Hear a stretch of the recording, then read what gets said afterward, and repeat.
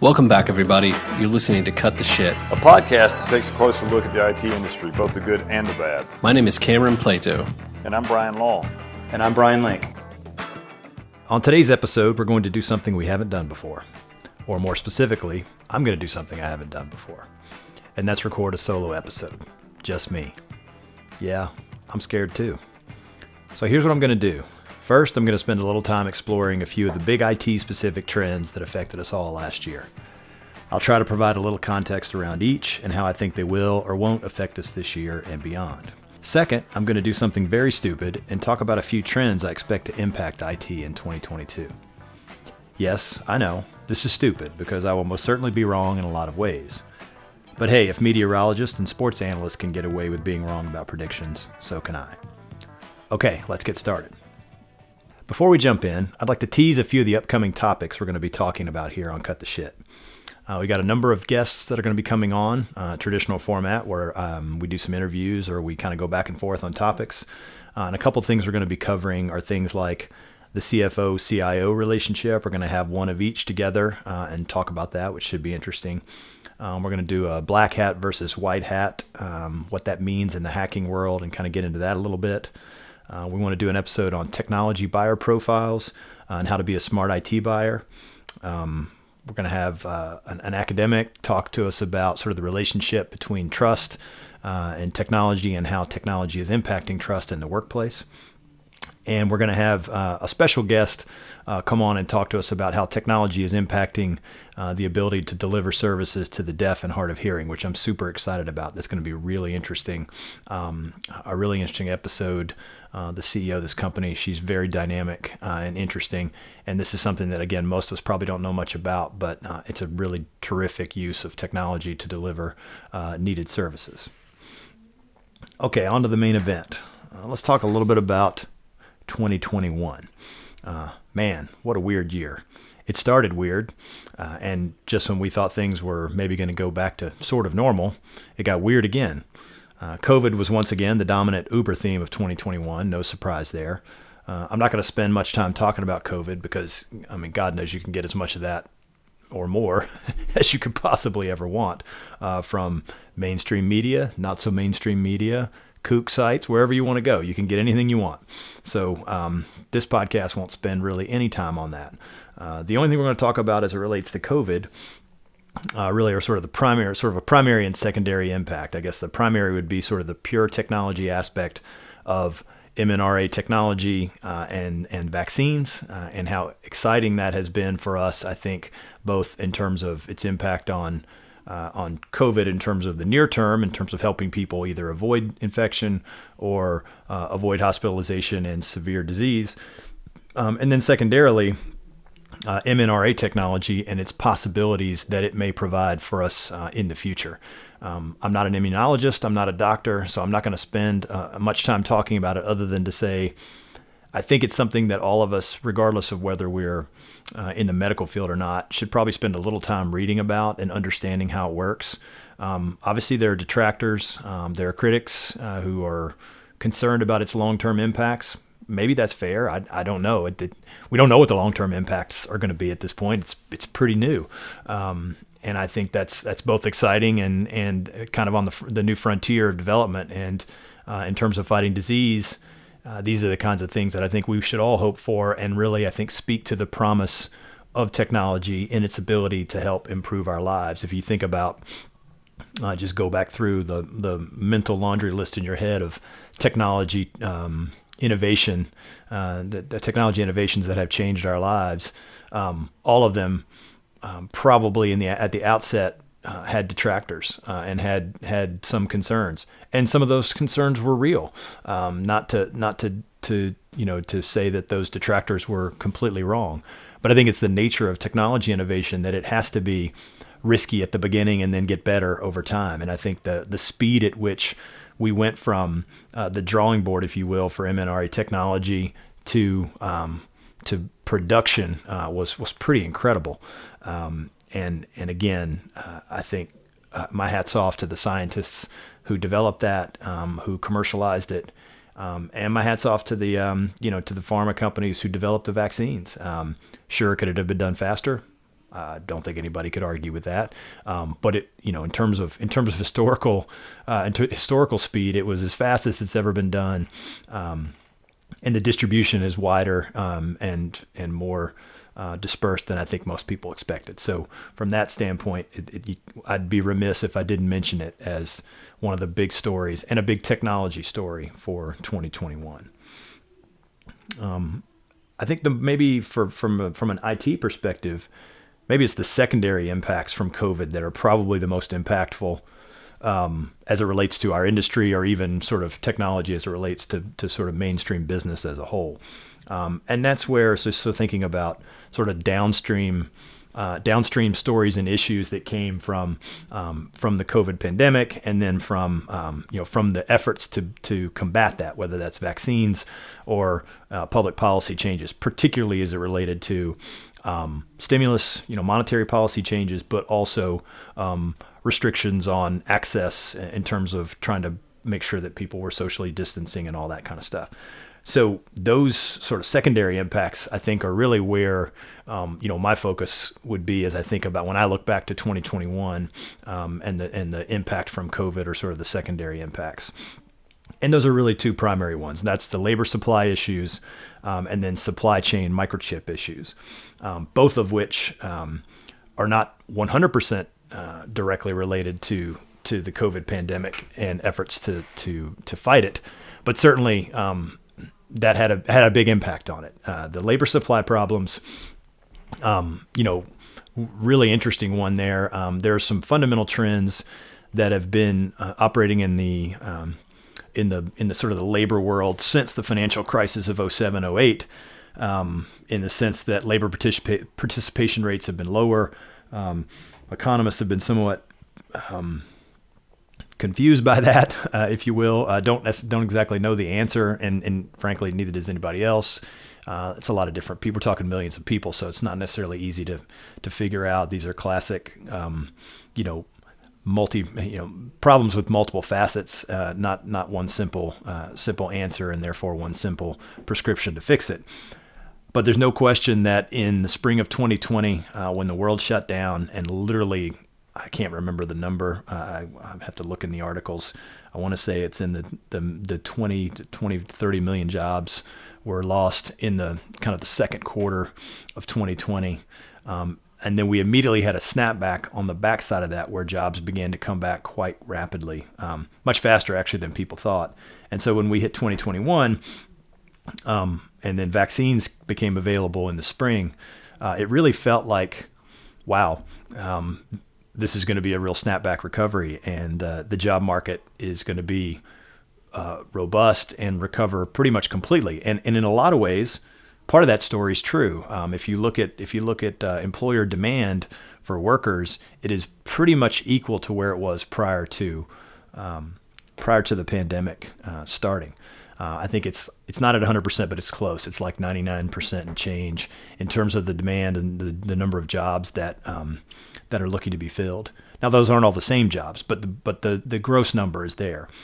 The difference is the number of folks who are actually looking for jobs, and therefore the gap between what's available in terms of employees and what employers are looking for has grown significantly. So we have this huge gap in the labor force, and IT jobs are, in many ways, they're not the tip of the spear. I think maybe healthcare jobs are, but they're certainly they're one of the biggest problem areas for employers looking to hire. And a lot of that is replacement of workers, but a lot of it is growth too. I mean, when you think about the expansion of cloud services, the expansion of things like machine learning that are required. Machine learning may sound like it's robots or operating on its own without labor, but it's really not. You've got to have developers, and you've got to have technical folks to help set those programs up, care and feed them, make sure they're working properly, and continue to improve them, because those are algorithms and modules that are not stagnant. And so the desire or the need for employees to be able to handle this kind of technical work just continues to grow, and truthfully, the supply is not there. Some of this is related to, technologies maybe not as impacted by some of the retirements and some of those folks stepping out of the workforce as other sectors, but it's certainly there. And the other big story as it relates to technology is limits on immigration, which, obviously it was widely known that during the Trump administration, there were more aggressive limits on immigration. And while the Biden administration has talked some about changing those, frankly, that hasn't changed much in terms of the restrictions, some, but not a ton.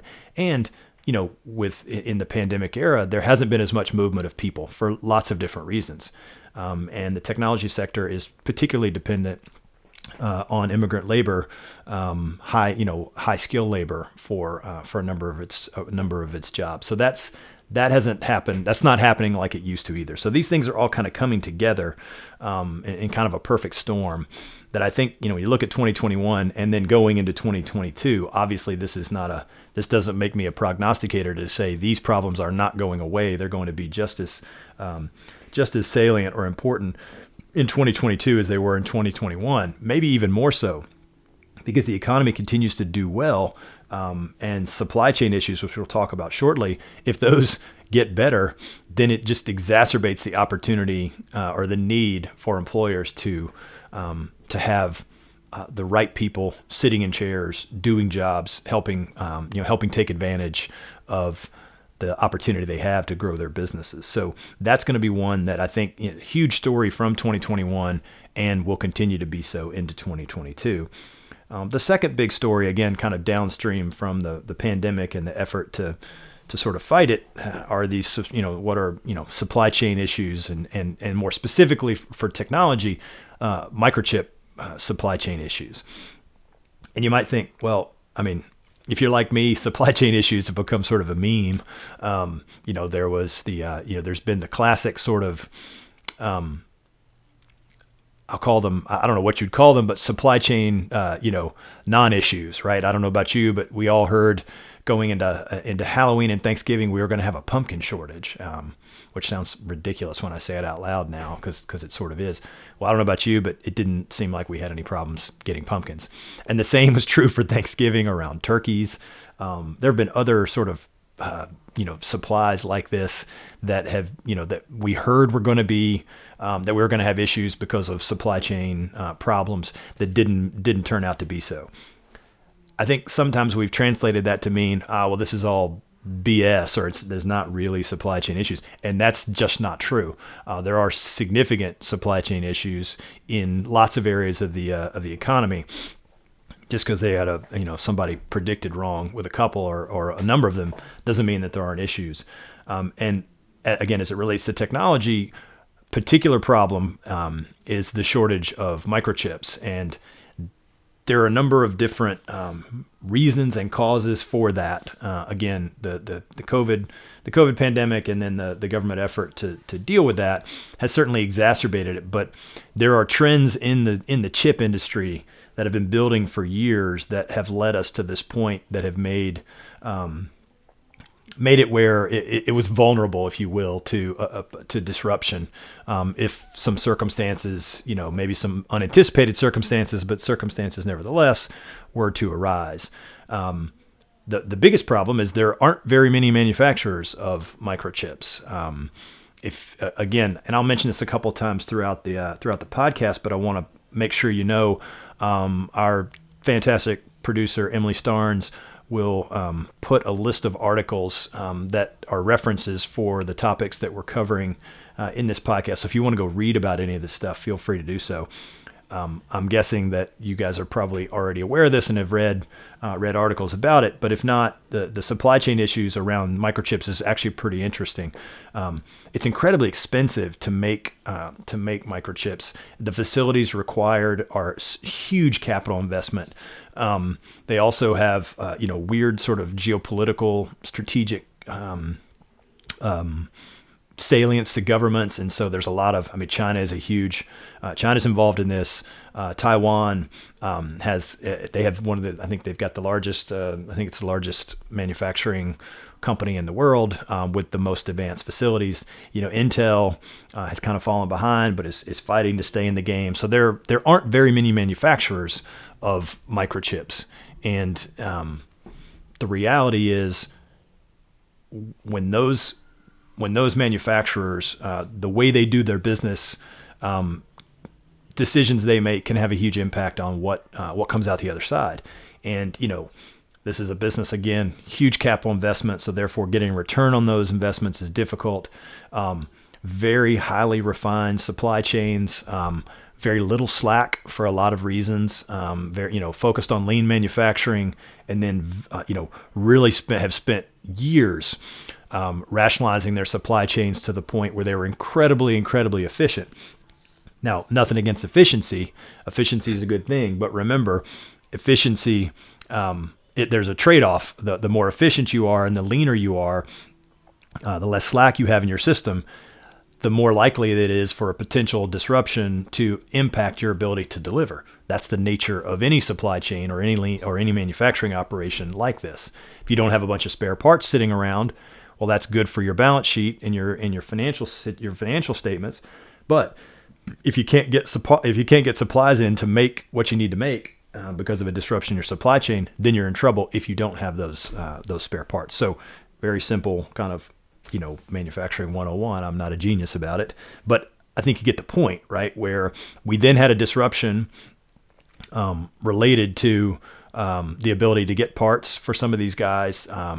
They also, you've probably seen pictures of these container ships off the coast of California that can't get into port because there were enough workers to unload, things like that. And so if you don't have a lot of excess supply if Intel can't get parts in, or if Taiwan's manufacturer can't get finished product to market, then all kinds of industries are impacted, because literally, it's not an exaggeration to say there are microchips in almost everything now, particularly things like automobiles, right? Technology components, servers, routers, switches, all of the gear that drives what happens in technology, right? In information technology and IT. And so our industry, in the managed services provider business of helping folks manage networks and get networks up and running, or wireless systems, or even, could be, more consumer-based electronics like laptops and things like that. All that's been impacted, right? And when you saw supplies of new automobiles, coming where there was just a lack of supply, it was really interesting to see if anybody tried to buy a car this past 6-8 months, it was a pretty weird situation, right? Where used car prices in many cases were more expensive, quote unquote, than a new car because you couldn't get a new car. And so the demand was driving up there was too much demand chasing too little supply in the used car market. And so prices actually, it's almost like an inverted yield curve in lending, where it doesn't make any sense why someone would, pay more to lend you money for a longer term than short, right? That doesn't make any sense in the sort of the normal thinking around risk and return. Just like, why would you pay more for a used car than you would for a new car? Well, the reason is because you can't get a new car in this case, so you'll pay what the market can bear. So, all that being said, the microchip issues were really part and parcel of broader supply chain issues, but had real impact on IT. The inability to switch out systems for manufacturers like Cisco and folks like that. Fortinet been impacted by the inability to get chips to deliver the gear necessary to keep the internet and to keep WANs and LANs up and running has been a real challenge. And again, unlike the labor supply issue, which there's no doubt that's going to continue into 2022 and it looks like beyond, the supply chain issues, I think most folks, and I tend to be on the side of this, most folks think that's going to get better, and it already is getting better, and is going to continue to get better as we move into 2022. So I'm hoping that if for some reason you guys have to listen to me talk about this again next year, this won't be one of the big trends of 2022, that supply and demand and the supply chain aspects will sort of rebalance. And there's some expectations that supply chains won't be run as tight as they used to be. I've heard that. I honestly don't know that I believe that. I think that there's a lot of financial pressure to keep supply chains tight and efficient. And And so, that pressure is the pressure of day to day, month to month, and goes on and on. It doesn't mean you shouldn't be prepared for a big issue to happen, but I don't know that that's big. I don't know that the concern about a disruptive event is enough to prevent companies or make companies leave money on the table, if you will, from having slack in their supply chains. We'll see, but I just don't see that happening. Two other issues that, one was sort of a story, and another is a story/trend. So I'll start with the story/trend, because I think it's a little bit off the beaten path. You may not have heard much about it, but I think it's kind of an interesting one, particularly as it relates to IT. And that's the movement towards what's called the right to repair. It sounds kind of obvious. If you buy a piece of equipment, you should have the right to be able to fix it if you can. But as you know, if you've ever purchased an iPhone or another piece of equipment like that, you might think you have the right to repair, but in many ways you don't, right? You are oftentimes signing an agreement to use software that if you crack open the device, you void your right to the license of the software. It doesn't mean you can't use it, but it means it's basically at that point you can't get any help, you can't get any support if you have a software issue which has nothing to do with what you did if you opened that device. You can't get any help. You voided it by making that move. There's been a lot of pushback on that. A lot of people are frustrated with that. There's been a big movement in that direction across all sectors, not just technology. There's the old joke, I'm 51 years old, which is very old now. But I remember people used to work on their cars and people used to repair things. There used to be repair shops, and that has almost, it's not completely gone away, but has certainly changed dramatically in my lifetime. And I think, the right to repair is not necessarily a move back to that. Part of the reason there was so much stuff that had to be repaired 30 years ago or 40 years ago is because it wasn't as good. There's a good reason why. If you look at the simple example, if you look at how much longer cars last now than they used to, that's not because somehow we've gotten better at fixing them. It's because the initial manufacturing is better, and those parts and those components, they last longer. That's not true for everything, but it's true for most things. There's also the other aspect of sort of the what planned obsolescence, or the disposable economy that some people call it, where you buy an HD TV and it only costs $225 and you use it for 3 or 4 years and it breaks and you don't even try to fix it. You're like, it would cost more to fix it than it is to replace it, right? And so those trends are working together, really, I'll say conspiring against the right to repair. That sounds like it's a conspiracy. It's not. It's just the trends themselves have made it really less necessary or important to repair things.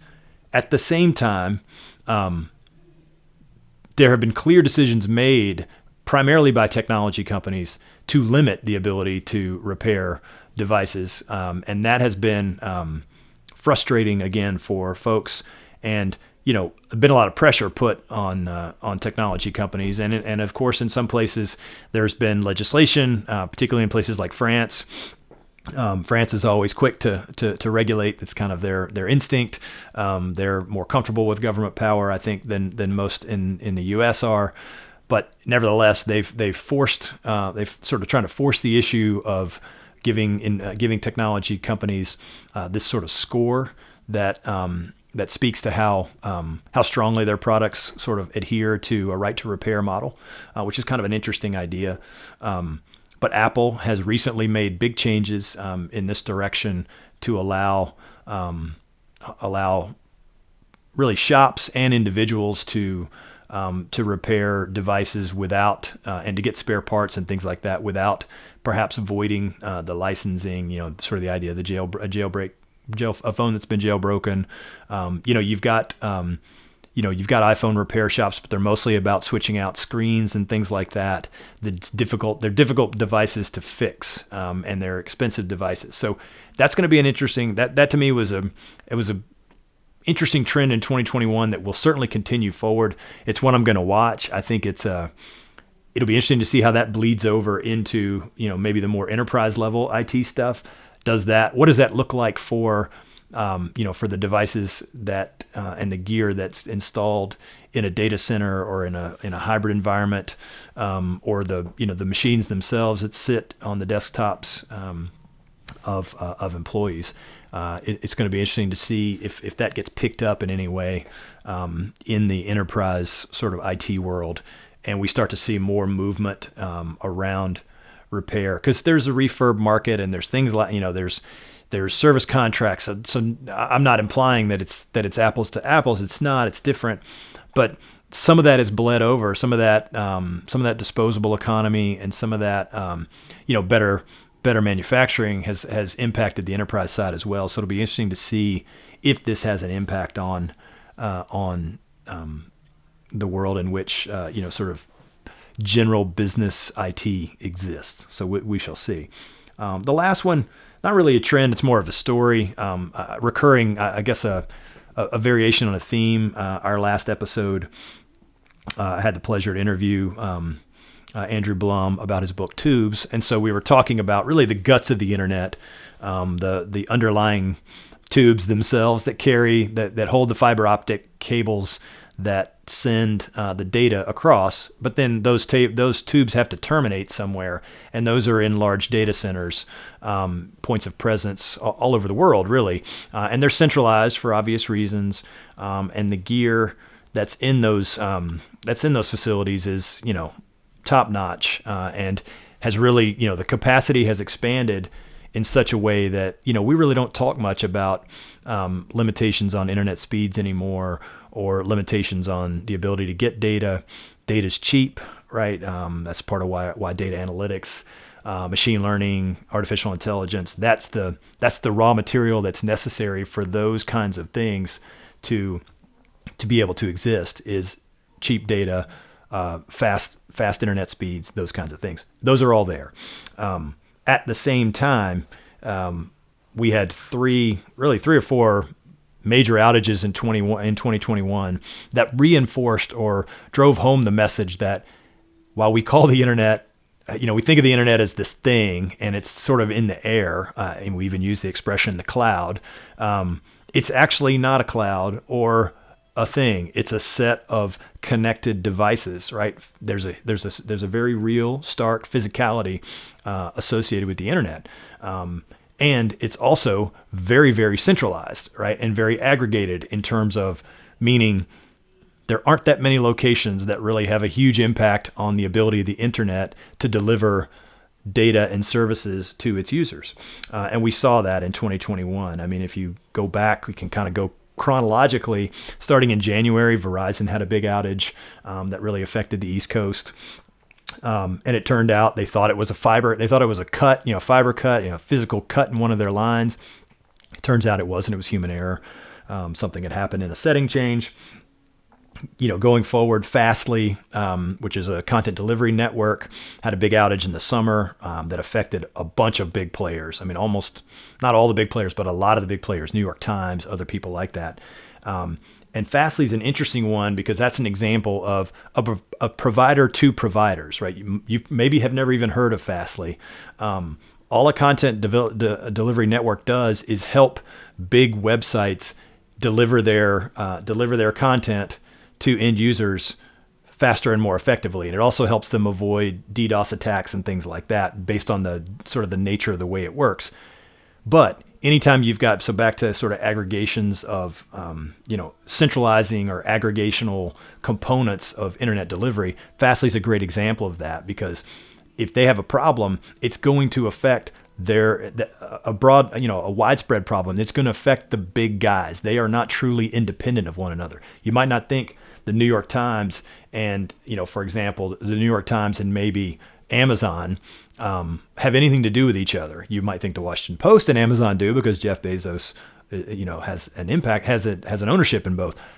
But in this case, if Fastly is providing CDN services for both, then if there's an outage at Fastly, it will affect both of them, even though they are, at least on its face, completely independent of one another. So that's an interesting sort of example of where centralization and aggregation of for good reasons, right? Where you've got there are good economic reasons and frankly, physical reasons for having, only having, not having data centers everywhere. It's not it doesn't make much sense economically. And it also can actually make latency issues across a network worse if you've got too many nodes. But it also creates risk in the system if there is a disruption, and that the Fastly outage was a clear example of that. The last one, probably the most well-known, was the Facebook outage in October. And it's different, obviously different than the Fastly one, because it only affected, Facebook and its properties, Facebook and Instagram primarily.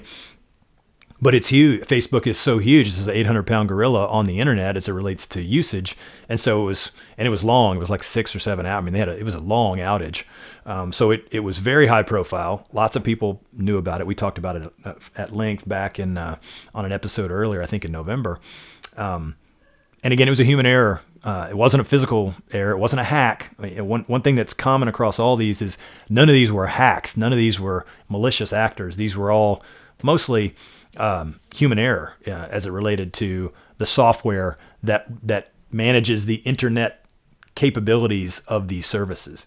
And the Facebook Meta outage was no different. So all of this points to, these sort of, if you think about the idea of the internet and its initial conception and its promise, so sort of the vision of the internet was this decentralized system of content delivery that would be very resilient because of that, because it was so decentralized, right? This sort of communications system, initially built to, if there was a catastrophic nuclear war, would still be able to deliver communications, because it wasn't centralized. We are far, far from that now, and there are some aspects of that decentralization that are still there, but there's also some very real forces that have led to centralization that make it maybe more brittle and a little more vulnerable than we ever really thought it would be. So with that, there didn't seem to be much in there that was positive or optimistic in its outlook. I guess the right to repair, that's positive in its outlook. So we'll finish with that one. At least in our mind, as we look forward towards 2022, because it's got to be sunny skies ahead, right? So when we think about 2022, again, I joked at the beginning that this is not really prognostication. I'm not trying to predict what's going to happen. I'm really looking at the things that to me seem fairly obvious trends that may accelerate as we go into 2022, as opposed to, as I said, the supply chain issue, which I actually think we're going to probably hear less about that as we get further into 2022. Contrast that with the idea of hybrid work, which obviously took on a life of its own in 2020 and 2021. And it doesn't look like there's no signs of this stopping as it relates to, white collar work or work that doesn't 100% require face-to-face delivery.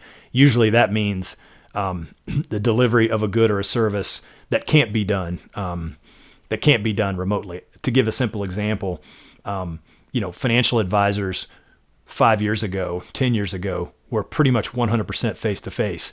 You scheduled a meeting with your financial advisor. You might talk to them on the phone, but you went to the office to talk to them. All right, that was the way they built a relationship. That's the way they managed the relationship. That is not the same anymore, right? And there's no reason, with the technology that we have, there's no reason that it needs to stay the same. But interesting when we use the expression hybrid, because hybrid implies a little bit of both, right? You're going to go to the office some, and you're going to work from home or remotely some. I think this is a super interesting trend. We're going to have, I'm going to try to have a couple of episodes this year, at least a couple, maybe more, talking about different dimensions of this trend, because, let's face it, we don't really know as businesses how to do this. I think in the IT world, we're probably ahead of the game compared to others. There's been remote delivery of services for a long time. Developers, sometimes sit together, sometimes are around the world talking to each other. So the idea of remote work in IT isn't new. There are pure remote only organizations out there that only get together a few times a year. Basecamp is probably Jason Fried and DHH they're probably the poster child for that, sort of getting rid of the office and only having people get together once or twice a year and everybody being purely remote. So not a new idea in technology, but certainly new in lots of other industries. And this has been across the board. I mean, gosh, think about the idea of medicine being delivered, through telemedicine. We've been talking about it for a long time, but it hadn't really happened. And then, the pandemic hits and boom, it's a real thing now, and we're not going back. I don't know about you, but anybody who's had a telemedicine appointment during the pandemic, if you're like me, you were super glad to have it. It made it really easy, and you also thought, I don't know why I can't just do this most of the time, because this is a hell of a lot easier for both of us, right? To be able to do medicine this way. Now, obviously, it doesn't work for everything, but it works for a lot of things, right? And I think that's true. That's a theme that applies across lots and lots of industries. Financial advisors are a good example. Lots of financial advisors now are moving to a sort of an inverse model where they do most of the work on video chat and phone and email, and then they get together in person for some relationship building and maybe some paperwork execution or review if necessary, but you can do all that stuff remotely as well. So that's an industry that it looks as flipping completely in the other direction, where it's going to be mostly online with some face-to-face, whereas literally I would imagine 3 years ago it was the opposite. And so again, that's going to happen over and over and over again. So I think us trying to figure out how to do this well, how do we engage employees, how do we keep them excited about their work? How do we know if things are going well for them? I mean, there's the sort of the Big Brother episode. Are they doing what they're supposed to do? I think we'll figure that out. I'm not nearly as concerned about that as I am about how do we build an engaging workplace if we don't all come to the same place, at least regularly. And I think that's where hybrid gets involved. People want, coming once or twice a week is what it's going to end up migrating towards, but with geographic dispersal, as people move and mobility, expands, that may get harder to do. It may be once a quarter or twice a year. And so those are going to be key cultural development events, something which I don't know that most of us as business owners have thought that much about. So that's going to be a trend that's going to be really interesting to watch as we go into 2022. The second trend that I think is going to carry on, again, it's not a new trend, but it's going to accelerate in 2022, is this idea of multi-channel delivery of services. Again, with the pandemic, we've seen it, in its most obvious forms at places like, the retailers, restaurants, those places that began, used to be Target. You could order online or you could go to the store. And there was some, cross-channel integration even at a big place like that. But like they went to a whole new level, right? Where you can now pick up things. You can get delivery. Really, you can, you can have it your way now at most retailers and restaurants too. Even small guys have gotten into the game with delivery, pickup, and that's just kind of become a norm in a lot of industries.